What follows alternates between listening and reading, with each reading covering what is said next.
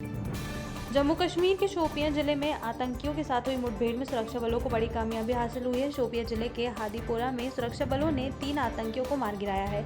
मारे गए आतंकियों में एक नाबालिग के होने की भी सूचना मिली है। आपको बता दें कि दक्षिण कश्मीर में शोपियां जिले के हादीपोरा में आतंकवादियों की मौजूदगी की सूचना मिलने पर सुरक्षा बलों ने घेराबंदी कर इलाके की तलाशी शुरू कर दी है, जिस दौरान आतंकवादी ने उन पर गोलियां चलाने लगे। इस पर सुरक्षा कर्मी ने जवाबी कार्रवाई की और इसमें 3 आतंकी ढेर हो गए। देश भर में बढ़ रही कोरोना महामारी की दूसरी लहर ने हाहाकार मचा रखा है। राजधानी दिल्ली में भी अब इसका असर दिखना शुरू हो गया है। दिल्ली में कोरोना के बढ़ते मामलों के मद्देनजर दिल्ली सरकार ने शनिवार को सख्त पाबंदियों की घोषणा की थी। वहीं अब खबर आ रही है कि दिल्ली में लॉकडाउन लगाया जा सकता है। आपको बता दें कि रविवार को दिल्ली के मुख्यमंत्री अरविंद केजरीवाल ने प्रेस कॉन्फ्रेंस करके राज्य में कोरोना संकट को लेकर बात की। इस दौरान अरविंद केजरीवाल ने कोरोना वायरस संकट से निपटने के लिए लोगों के सहयोग करने की अपील की है।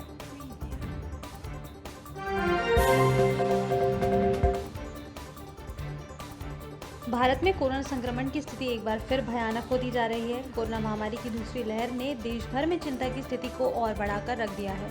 शनिवार को रोजाना संक्रमण के नए मामलों का आंकड़ा 1.5 लाख कर भी पार गया है। वहीं पिछले 24 घंटों में सबसे ज्यादा मौतें भी दर्ज की गई हैं। लगातार 1 लाख से ऊपर केस हर रोज दर्ज किए जा रहे हैं। आपको बता दें कि देश में लगातार छठी बार देश में 1 लाख से ज्यादा कोरोना केस आए हैं। स्वास्थ्य मंत्रालय की ताज़ा रिपोर्ट के अनुसार पिछले 24 घंटे में 1,42,000 से ज्यादा नए केस जो हैं सामने आए हैं।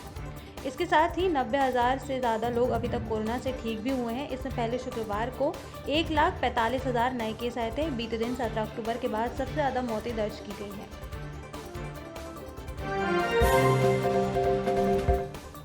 राज्यसभा सांसद ज्योतिरादित्य सिंधिया के भारतीय जनता पार्टी ज्वाइन करने के बाद से ही उम्मीद की जा रही थी कि ग्वालियर के सिंधिया राजघराने में सभी सदस्य एक ही पार्टी में आ जाने से परिवार की एकता दिखाई देगी, पर यहाँ तो मामला पूरा उलट है। ज्योतिरादित्य सिंधिया राजस्थान में अपनी बुआ वसुंधरा राजे को नुकसान पहुंचाने जा रहे हैं और इस नुकसान की वजह है बीजेपी। दरअसल ये मामला है सहाड़ा सीट पर हो रहे विधानसभा उपचुनाव का। इस विधानसभा क्षेत्र से सिंधिया परिवार का पुराना नाता है। बीजेपी इसी पुराने रिश्ते को भुनाने के लिए पहले वसुंधरा राजे से सहाड़ा में सभा करवाना चाहती थी, लेकिन वो अभी तक प्रचार के लिए वहां नहीं पहुंची हैं। ऐसे में भाजपा अब राजे की जगह उनके भतीजे यानी कि ज्योतिरादित्य सिंधिया को प्रचार मैदान में उतार रही है। आपको बता दें कि बीजेपी का इस सीट पर वसुंधरा की जगह सिंधिया को सभा के लिए भेजना कहीं बुआ भतीजे के रिश्ते में दरार न ला दे। सहाड़ा के गंगापुर क्षेत्र का सिंधिया खानदान से 230 साल पुराना रिश्ता है। गंगापुर सहाड़ा क्षेत्र के कई गांव ग्वालियर रियासत के अधीन आते हैं। इस वजह से सिंधिया घराने का इस इलाके के लोगों में खासा प्रभाव रहा है।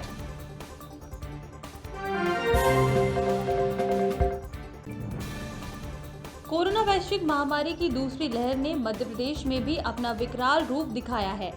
इसी के चलते मध्य प्रदेश के मुख्यमंत्री शिवराज सिंह चौहान ने छिंदवाड़ा में 8 दिन और पूरे प्रदेश में दमोह को छोड़कर 2 दिन का लॉकडाउन लगाया है। रायसेन में लॉकडाउन के दौरान पुलिस पूरी तरह से मुस्तैद नजर आ रही है। घर से निकल रहे लोगों से पूछताछ कर रही है और अपील कर रही है कि अगर जरूरी हो तभी घर से निकलें, अन्यथा घर से बाहर ना निकलें और लॉकडाउन का पालन करें। कोरोना के संक्रमित मरीजों की बात की जाए तो रायसेन में कल कोरोना के 48 नए मरीज में से संक्रमित मरीजों की संख्या 321 हो गई है। वहीं अब तक कोरोना से मरने वाले लोगों की संख्या 48 हो चुकी है। पुलिस के जवान चेक चौराहों पर घर से बाहर निकलने वाले लोगों को रोककर उनके घर से निकलने का कारण पूछ रहे हैं और सोशल डिस्टेंसिंग, मास्क लगाने और घर में रहकर लॉकडाउन का पालन करने की बात कर रहे हैं। स्पेशली ये नगरीय क्षेत्र में कंप्लीट लॉकडाउन रहेगा। ग्रामीण क्षेत्र में इसका उतना प्रभाव नहीं है। बावजूद इसके तमाम जगह ये मैसेज दिया जा रहा है कि लोग कोविड की जो गाइडलाइन है उसका पालन करें, सोशल डिस्टेंसिंग का ख्याल रखें, समय समय पे हाथ सैनिटाइज करते रहें और जो शासन के निर्देश जारी हुए हैं उनका अक्षरशः पालन किया जावे।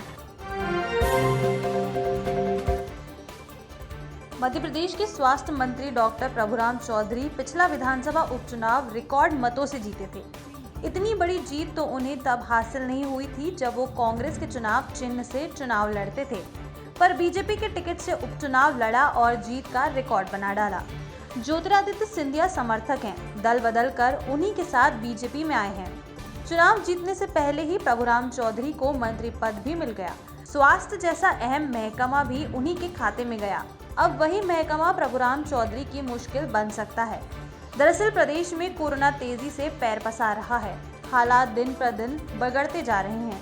प्रदेश में अधिकांश जगह से दवा खत्म होने या ऑक्सीजन का पर्याप्त सप्लाई नहीं होने की खबरें आ रही हैं। इस बीच कोई मैदान में डटा हुआ नजर आ रहा है तो सिर्फ मुख्यमंत्री शिवराज सिंह चौहान। उनके अलावा कोई भी मंत्री फिलहाल कोरोना की जंग में उतना एक्टिव नजर नहीं आ रहा।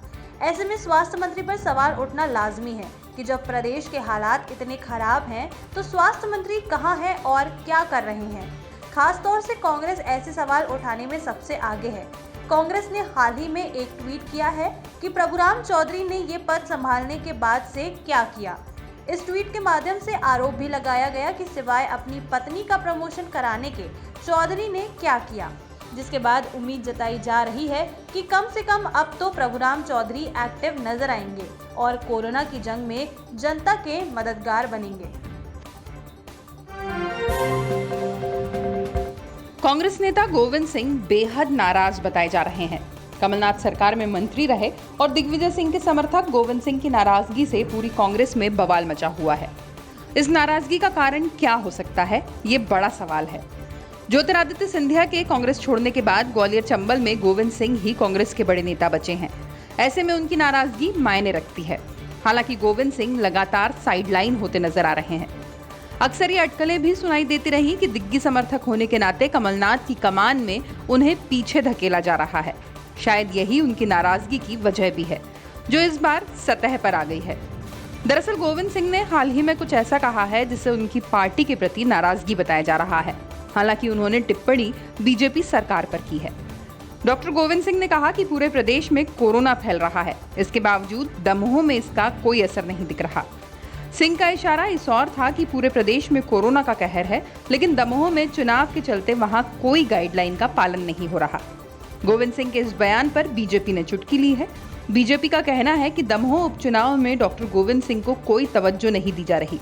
यही वजह है कि वो इस तरह की बयानबाजी कर रहे हैं।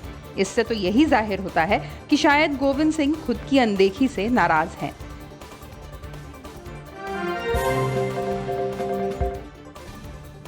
रायसेन जिले के बुराश उदयपुरा निवासी 80 वर्षीय वृद्ध बाबूलाल जखनया 16 वर्ष पहले से मां नर्मदा की सेवा में लग गए हैं। इनके द्वारा 16 वर्ष से निरंतर मां नर्मदा के तटों पर साफ सफाई की जा रही है। सुबह से शाम तक साफ सफाई करते हैं। मां नर्मदा के तट को साफ सुंदर स्वच्छ बनाते हुए जरा भी कचरा घाट पर पड़ा नहीं रहने देते। सुबह से शाम तक नर्मदा तट पर इनको साफ सफाई करते देखा जा सकता है। 80 वर्षीय वृद्ध बाबूलाल जखनया मां नर्मदा भक्त ने बताया, माई की कृपा है कि 16 वर्ष से साफ सफाई कर रहे हैं। सेवा करने से इनकी जिंदगी बहुत अच्छी हो गई है। इनके पास पहले 2 बैल हुआ करते थे, आज 2 ट्रैक्टर, कार, जीप सब है।